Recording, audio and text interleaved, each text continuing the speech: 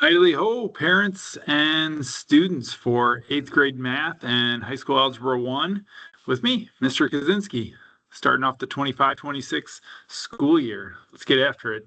Tell you a little bit about me and about the class. First, me. I'm a graduate of CMU, Fire Up Chips. Got my major in mathematics. I have 2 minors, physical education and middle level education. Got my master's degree at Walden University in integrating technology into the curriculum. This is my 21st year at Walden, and I did spend 4 years at the high school, 25 years of teaching. This will be it for me. I'm out the door and on to other things after this school year. I am an active runner, currently training for marathon number 17. Trying to qualify for Boston a second time, although I've never gotten the chance to run it. Last year, I ran 2,025 miles. That was a record for me. Married with children. My wife, Christine, is an administrator in Davison, Michigan. My daughter, Kiera, graduated from Fairmont State University, where she was the all-time leading goal scorer in soccer, the program's history. She's now nursing, actually an award-winning nurse at one of the University of West Virginia hospitals. My son, Kale, is a sophomore at Rochester Christian University, where he leads off and plays shortstop and second base. And I think he's going to be mostly outfield this year, actually. And, of course, we got Oliver, who sleeps and takes 1.5 mile walk a day. That's about it. All right, contact info. If you need to get a hold of me, my first hour conference runs from 7:35 to 8:34, or you can always just email me. Let me know a good time to call you. That's probably better than first thing in the morning. That's the school's phone number with my extension if you want to leave a voicemail. And I do have a Twitter account. I don't use it too much anymore, but it is there. Microsoft Teams, in the past, I've always done daily recaps and or assignments postings for students, like every day at 3 o'clock. Maybe I'll use Parent Square this year, but kind of used to Microsoft Teams, so that's where I'm thinking it'll probably end up. We'll see. One or the other. Every day you can find a recap of what went on in class. Videos, assignments, tasks, everything. I do have a YouTube channel, which I post lots of videos like this one, with answers to homework questions, answers to quiz and test questions, and just other various things. What do you need, students, for class? You need, of course, pencils. This is math class. I have a bunch of them ready to go. A 1-inch 3-ring binder with dividers that is dedicated solely to math class. No other subjects go in that class, just your math stuff for your notes, your scrap paper, your quizzes, everything for math you'll keep right in there.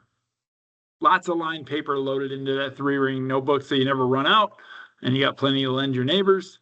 A red and green pen and pencil. Those are 2 colors that we use to color code things a lot.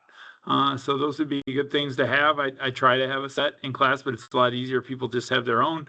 Graph paper, kind of optional. Some people just like to do all their stuff on graph paper. It works out nice in case you want to do a quick sketch of a coordinate plane or a line graph or something.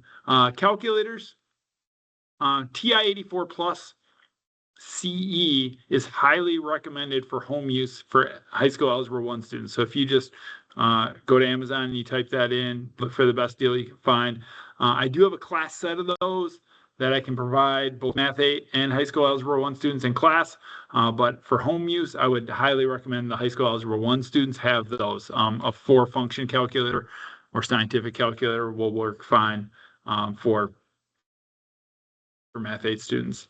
Grading and daily procedures. So checkups, quizzes, and tests usually have 1 or 2 or possibly even 3 power standards on them. They're graded on a 4-point scale. Reassessment opportunities are available on almost every assessment. Those reassessment opportunities have to be earned through extra practice, a little bit of note taking, so some demonstration that a little bit more effort was put in.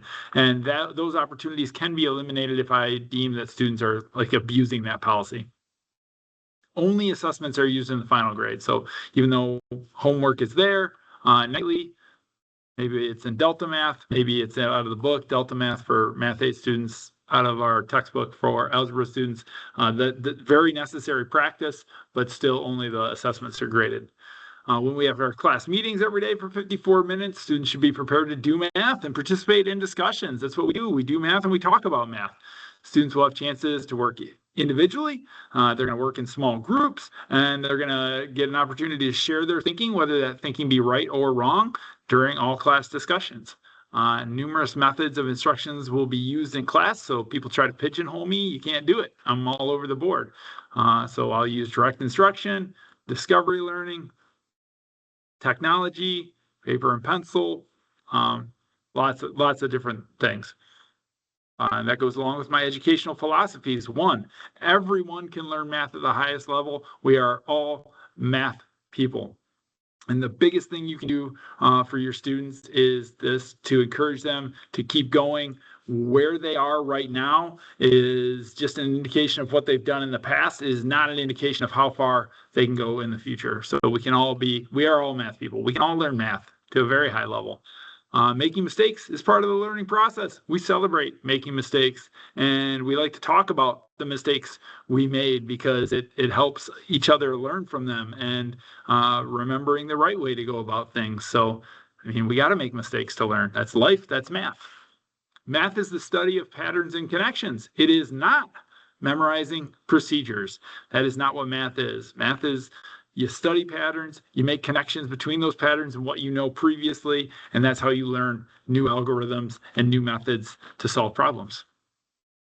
To learn math, we have to pose questions, we have to reason, we have to justify, and we have to be skeptical.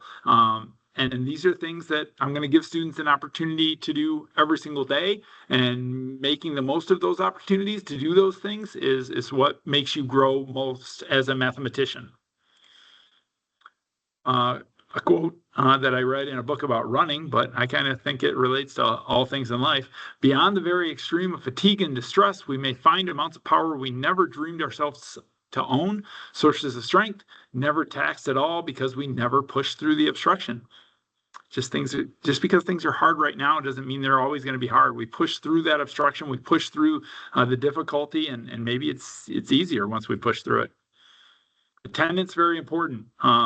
As we begin this school year, make sure your students attend school regularly. We understand that absences happen. However, there's truly zero substitute for the rich learning that occurs when a student attends school and is present in the classroom. We want to work together, we, all of Walden, to ensure that your student is successful, and coming to school is a high predictor of that. But when they're not there, I post everything in Teams. So thank you. I'm looking forward to a great year, and I hope you and your student are as well. And if you got any questions, feel free to contact me. Have a great night.